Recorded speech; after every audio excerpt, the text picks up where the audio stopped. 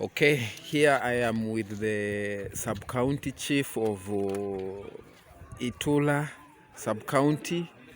I just want him to give a brief background of the problem of flooding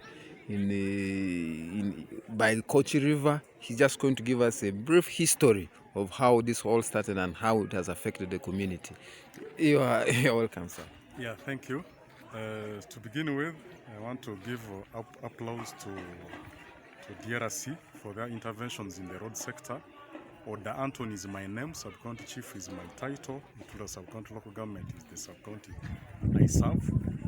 We are very grateful for interventions by DRC in the road sector, because apparently the road structures in the refugee settlement have been totally broken down, and we are left without any agency and UNHCR and operating in this settlement to intervene in the road sector.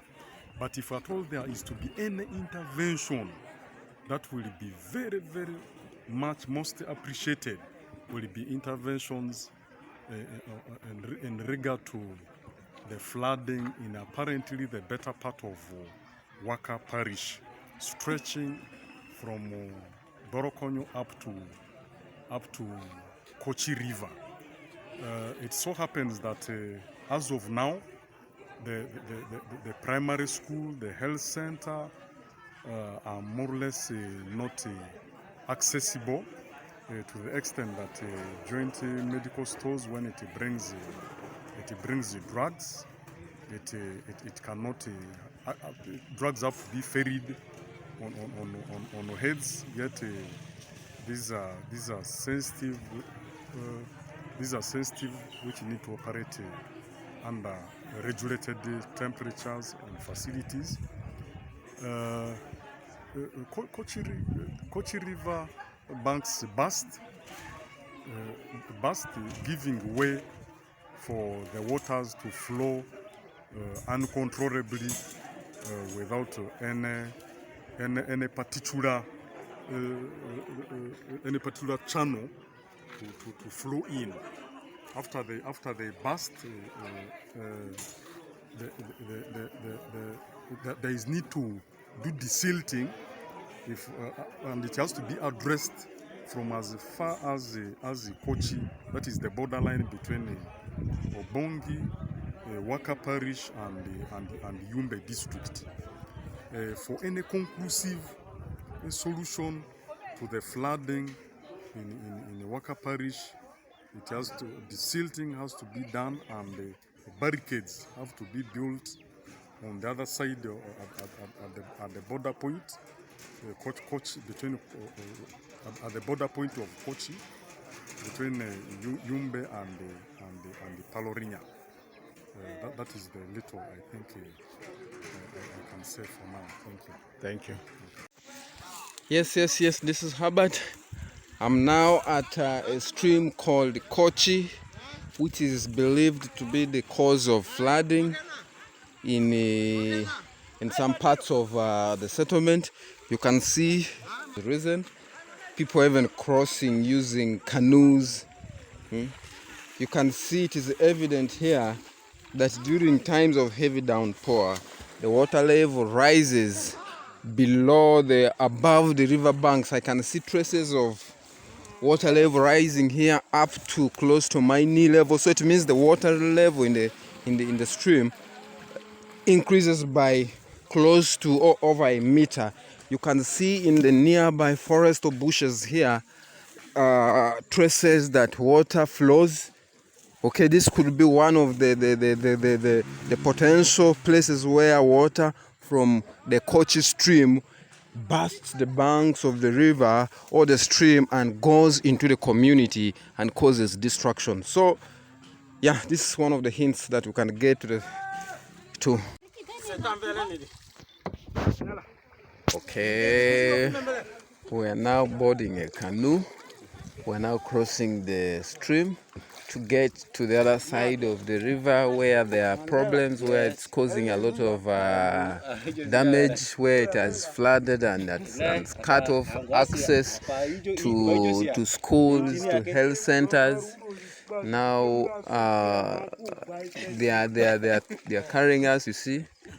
The engineers from Moyo, they came here. They wanted to construct a bridge here, linking Obongi to Yumbi using a shortcut. So they came with this heavy vehicle to destroy the river bank, to come to the level of the water. Now from there they destroy that level, the river bank up, that river bank for easy construction. It means now from there they fail to do what? To construct the bridge. That's why when water comes from up there, now they follow this destruction of the whatever of the road. So this is the river. Yes. It's the river. You can see where that coconut tree is. Exactly where I'm pointing. Yes. Near there is where the road passed, and that is where the river bank was destroyed, and the water started getting access into flooding the banks. Unfortunately, canoe has arrived there. The canoe have arrived. We shall go with the canoe to see exactly the place where the river is flowing. Yes. And imagine the body. Old Health Center, yet we have decided as the community of Waka Parish from the government to take this old center to another site. So when we have government have done well, they have constructed a new health center.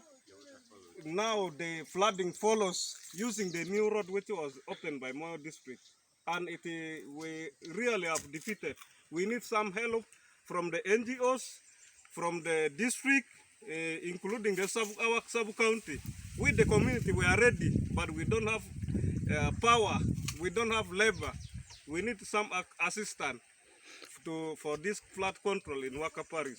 So what he's trying to say is there was a health center that was just across there that was serving this community. Because of the destructive work that was done when they opened the road, the flood water reached the health center, so the health center was submerged in water. And then the community decided to shift, to relocate the health center to another place. Then when they took it to another place, the water still followed. So we're trying to go and trace where that the health center is. We're trying to assess the level of destruction right now with them. So they are really giving us a lot of information, very valuable information that I hope can help in designing a lasting solution for this challenge. Thank you. Okay, we are now on a canoe. They are taking us to the site where the river broke the banks and exploded into the community. Okay, on a canoe I'm enjoying. Though the water is not that deep, you can see, because water has been coming from other places within Obongi and the Yumbe. The water level in the river has really increased.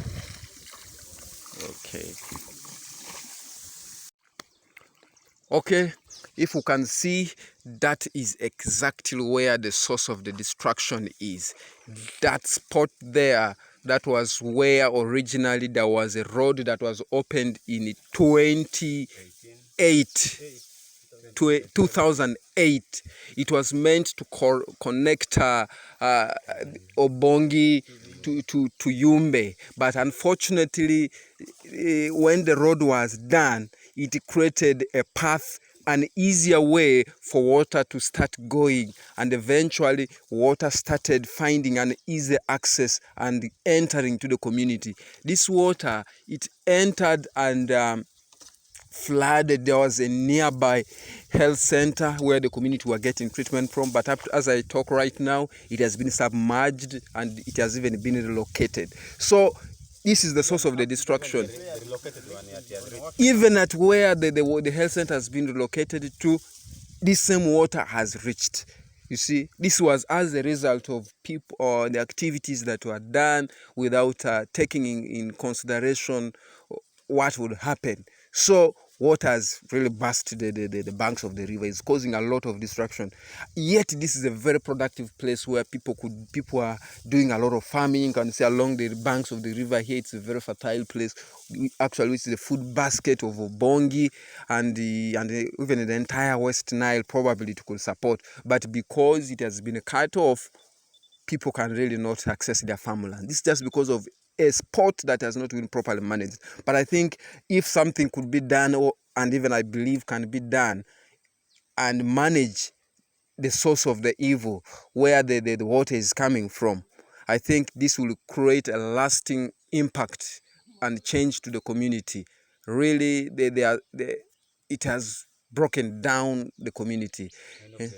Many roads have been flooded just because water is getting in copious amounts into farmlands. And also, I think if we can do something, probably it may not be during this rainy season, we could see what we can do in the dry season to see how we can address the challenges. But as a member of the community had pointed out, where that water is heading off, the community had mobilized themselves and packed sand in the sacks and tried to lay it there, but it wasn't enough. So up to today, the sand they had packed in the sacks have been submerged all in water. Still water found its way. So I still believe, and I'm still positive, that if we can do some interventions here, this could be of great impact to the community, and we'll be able to save 2 health centers and even a school where the pupils have been attending classes. Right now they cannot. Yeah, there's a primary school here, Lomonga Primary School. Now pupils cannot access it. Yet school is opening in the next 1 or 2 weeks. So I really I don't know where the pupils, especially the P7, where they will sit for their final exams. Yeah, he has just reminded me that the school is called Waka Primary. So really, this water here has caused a lot and has affected a lot in the community. And I'm sure part of homes here have been flooded. People have left. So it's really, I'll be very glad if we can do some things to see what we can do to support. And this road, this problem here has released a lot of water into some of the community access roads that DRC under the new program had prioritized to work on. So there are around 2 roads that have been affected by this river, the overflow of this river. If we can be able to control this the overflow or the outburst of this river, it means we can be able to sustain and maintain and keep those roads in a good condition or in an accessible condition for a longer period of time. But as it stands now, it may be very difficult. Even if during the dry season and work on it, it will still be a big challenge when the rains come. So I'll really think those who can bring in ideas, who can see how we can manage. I'll try to get the coordinates of the place as much as possible, such that we can look at also satellite images and see how we can try and draw a lasting and a sustainable solution to this challenge. So we can see here, as I already told you at the beginning, where the river water jumped out of the banks of the river, went into the community. This is actually where from the river. It is about 3 kilometers now from that point where we were. So around here, this is a community access road that we intend to do under the Neuro program. There's a community access road here. It is supposed to connect the health center, Bele Health Center, to Waka, via Waka Primary School to Waka Health Center. So people are cut out of service because water went loose and the river banks burst. Now this could have been a main road linking community to these service centers. So with the massive impact of the flooding or overflow of the river is most likely to affect activities along this road. However much we shall form this road in the dry season, but if we don't manage the river, if we don't manage the overflow at the river, still this road will be inaccessible, and it will be of no use at the times of rainy season. So this is where I think interventions need to be done to be able to make sure that this road will remain resilient and can be able to serve the community even during rainy seasons. You see how women are struggling to cross? It's so terrible, you see?